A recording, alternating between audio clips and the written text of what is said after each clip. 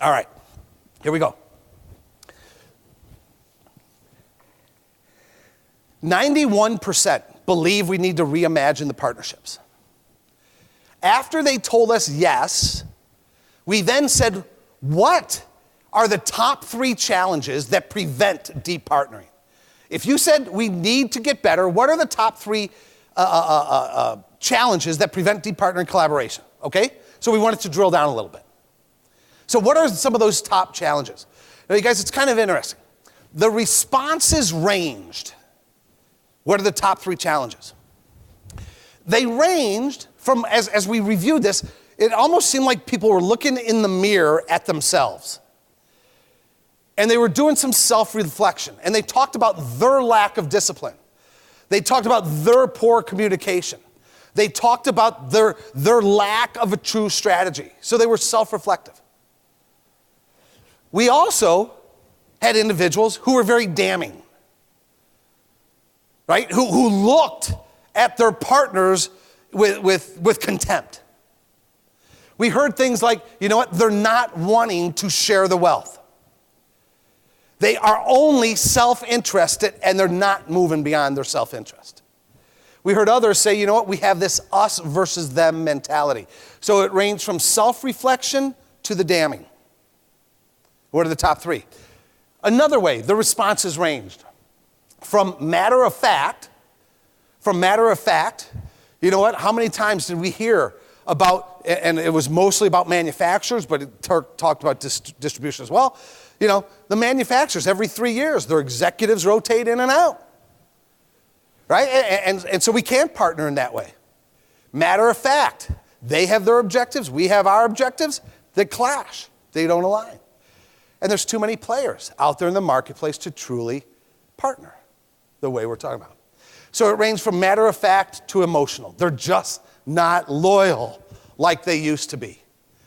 You know what? They just seem reluctant to innovate and change.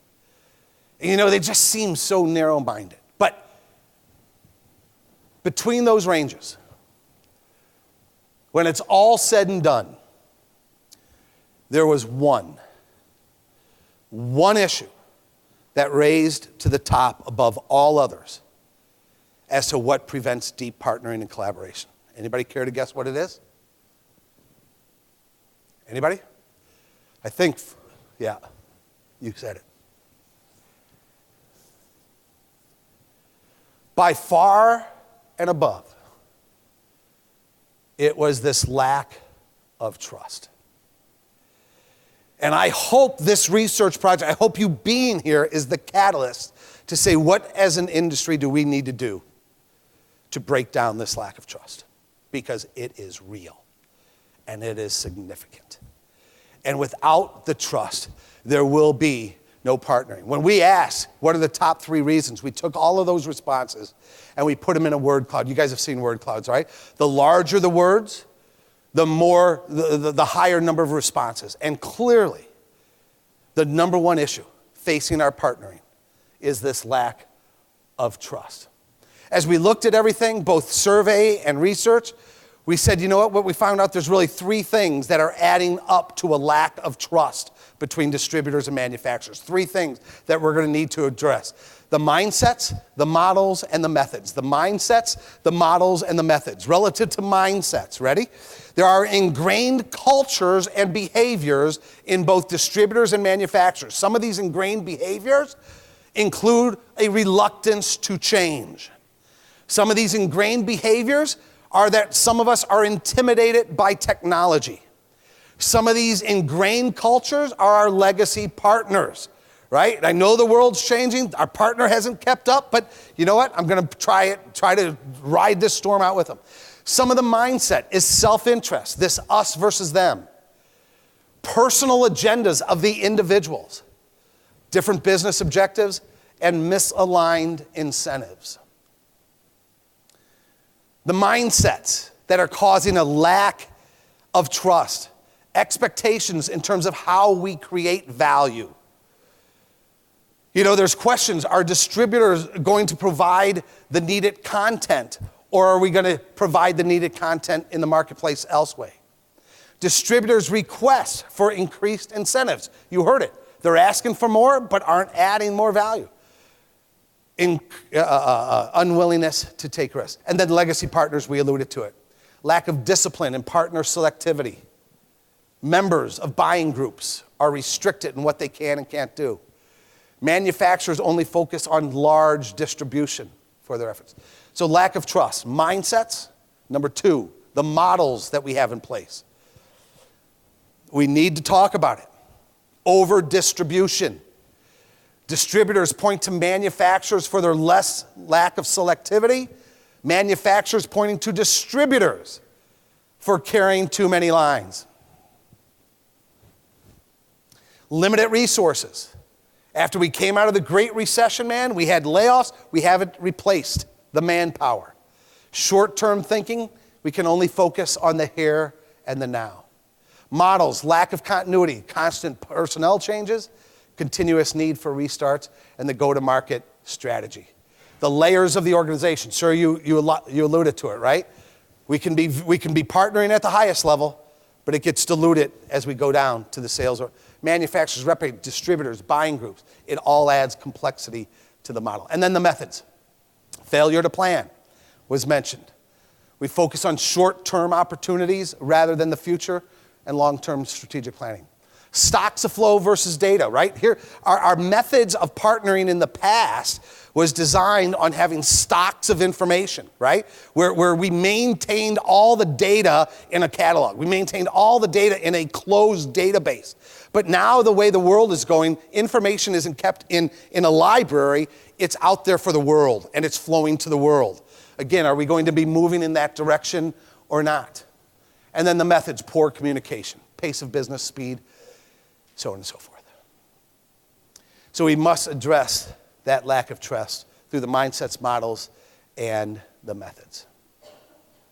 So the question becomes, how can we look to strengthen? That's what we've got to be asking ourselves throughout the industry. How can we look to strengthen the trust? So here's one model. Here's one model that we'd like to put out there for conversation. You see, what I discovered, what I believe, what I found, what research has pointed us to, is that much of the relationships historically in the industry have been based, I called it personality-based partnering. Personality-based partnering, where we have these individual relationships. I mean, go and look who you're going to hang with here in Phoenix. My money is you're going to hang with people that you've known for years throughout the industry. We've got these tight relationships, we've developed friendships and the like, and that's what we've based a lot of the relationships on. And then there's going to be specific opportunities out there. So there's a specific opportunity. Let's get together with somebody who we can capitalize. Okay, maybe we're going to put together an annual plan, but even with that annual plan, you want to know something? I as a distributor am partnered with Chris over here, but the end user over here doesn't want to use Chris. He wants to use Steve's product. So I go over here to Chris and say, Chris, will you just do me a favor this time? Just because we're friends, because we got this relationship, allow me, even though we're partnered, but the end user really wants to do business with Steve. We break the partnership with these favors that we ask, scorecards and the like. This might be the most controversial thing I say all morning. Does anybody in this room believe that this is a relationship business?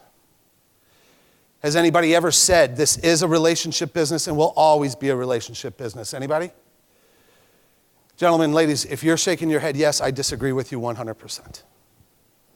Going forward, I disagree with you 100%.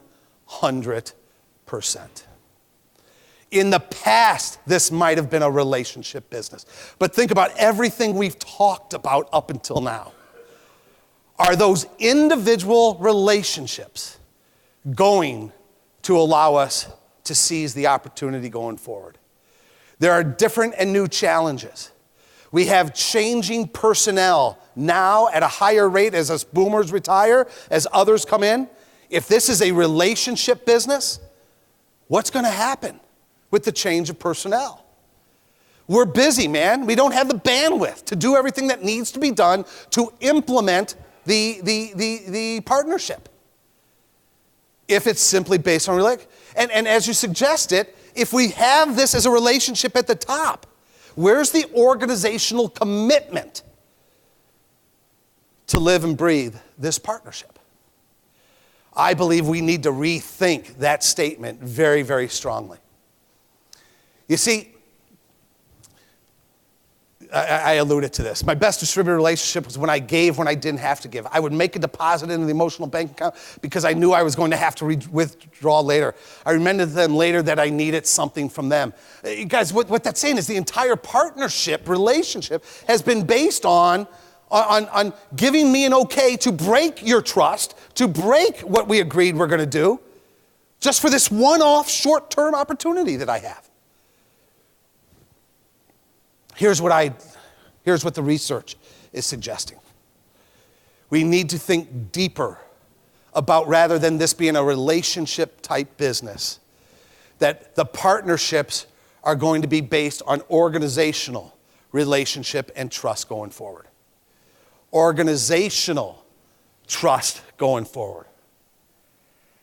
And here's kind of the model, right? It says, do we have the right cultures to partner together? Do we both have the discipline to maintain the partnership as defined? Do we have the platform to actually execute as defined? And are we both committed to long-term results for both of us? It's different in my mind than this is a relationship type business. Let's take a look at culture. The first hurdle is the mindset and the culture that we need to change within the industry and within each individual organization. Guys, I use the term worldview.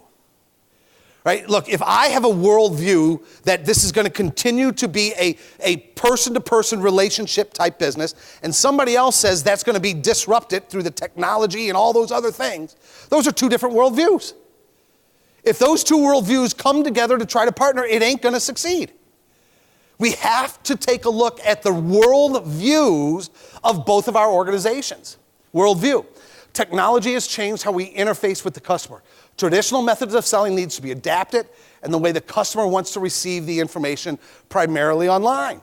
There are some individuals in the industry who believe that the only way the customer wants to get information is by the visit every Wednesday from the outside sales representative. Some people believe that. Okay, I can accept that. There's others who believe that we got to get the information to the customer in a whole bunch of different ways. Two different worldviews. Does that make sense, you guys? If those two worldviews aren't aligned, we are not going to partner. We have to have those types of conversations going forward. Brand, right? It's all about, you have to decide at the very top level, are you going to be everything to everybody? As a manufacturer, as a distributor, what does your brand stand for? If you're going to be all things to everybody, well, that suggests one form of partnering. If your brand says that we're going to partner more closely, it suggests another thing. The discipline. I could give you the name of one company that we are very close to. Their top management has a good message, but most importantly, the regional people have the discipline to make it happen, to work it, and to execute the plan. Again, it goes to what you're suggesting earlier, right?